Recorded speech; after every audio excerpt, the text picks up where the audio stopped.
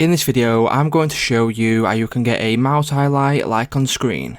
For more tutorials, make sure you subscribe, and let's get right into it. So if you are wanting to get a mouse highlight for, tutorial videos and stuff like that, I'm going to show you how to do that in today's video. So first of all, what you will need to do is head over to a browser of your choice, so whether that's Google, Chrome, Firefox, whichever you wish to use. And then once you have come over to your browser, all you need to do is search for mouse highlight. Go ahead, search for mouse highlight, and then you will need to scroll down a little bit until you find get mouse pointer highlight.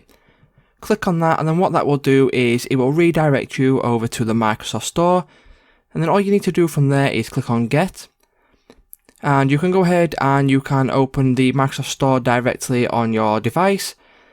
So once this has loaded up, it will take you to the mouse highlight, and once you are on this page here, all you simply need to do is go to install. Once you click install, what that will do is it will start the install process. So all you need to do now is wait for the app to install on your device. So once the app has installed, what you can do is you can click on launch on the Microsoft Store here, or you can minimize this, go to your start button and go to mouse highlight.